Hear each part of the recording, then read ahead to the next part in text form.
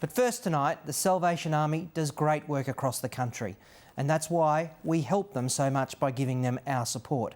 But tonight, we will expose one of their officers who was in charity for his own cause, using fake names and addresses to collect donations for himself. Here's Hendrik Gout and the insider who finally blew the whistle and exposed him.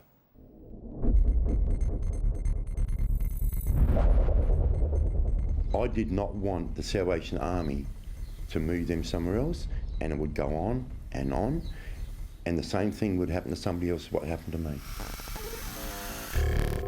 The Salvation Army is a very moral organisation, internally and externally, and they would certainly not want anything like this to be tolerated.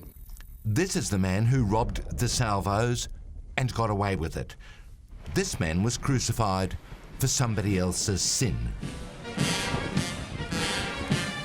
The popular image of the Salvos: gospel music, marching bands, care for the sick, the elderly, the needy, packing relief hampers, like here at Port Lincoln. People would come to the Salvation Army asking for assistance, Yep. for money. To try and pay bills and food, and because it's so hard here. And relying on public donations at the Red Shield Appeal and the annual toy run. But something happened here on South Australia's Eyre Peninsula which completely shatters that holy conception. It was just corrupt. To see our church getting destroyed the way it was, the way they run things, it was pretty hurting. At the centre of the allegations, this man, Salvation Army officer Gary Cox.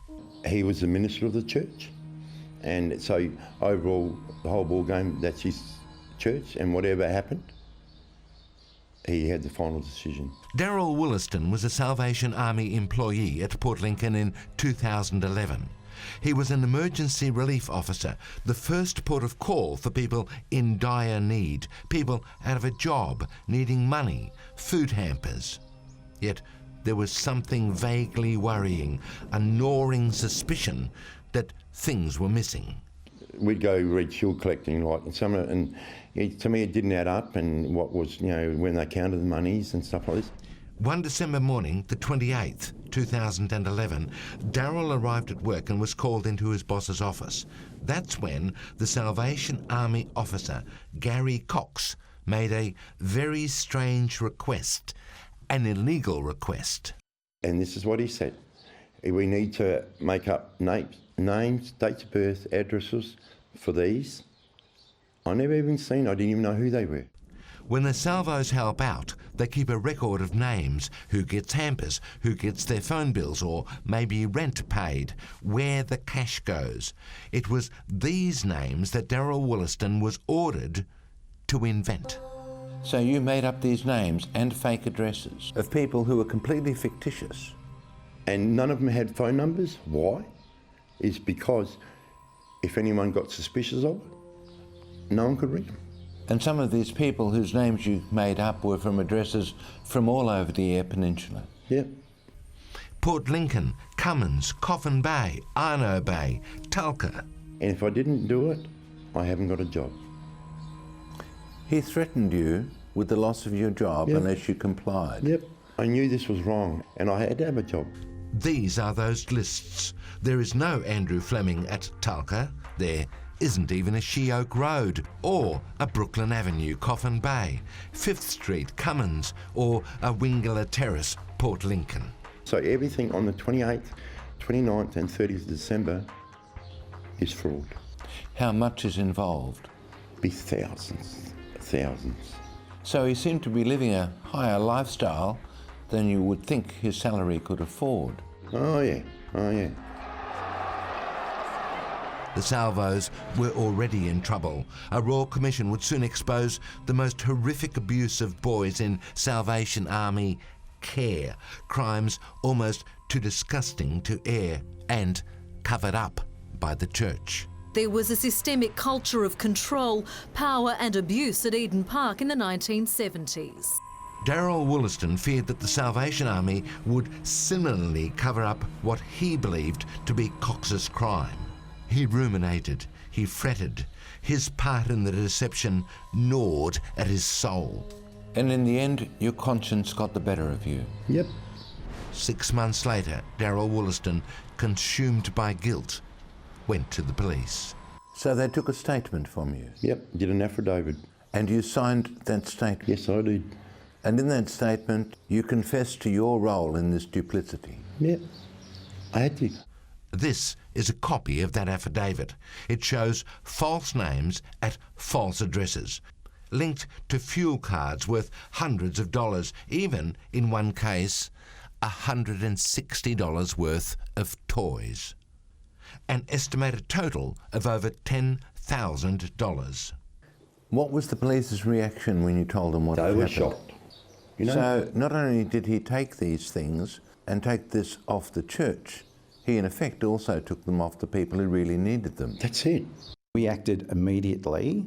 Within a couple of days, our audit team went straight to Port Lincoln for a surprise visit and grabbed all of the material that we needed. They found that there were many receipts that were not right, that were obviously doctored.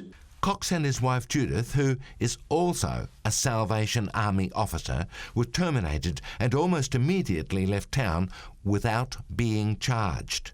From the pulpit, an official letter was read out revealing Cox's alleged crimes. Then, inexplicably, a cone of silence.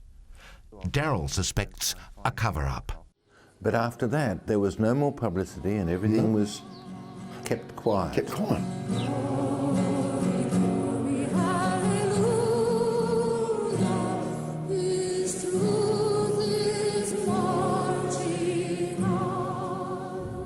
Also marching on is the Salvation Army and its spokesman, Dr. Bruce Redman.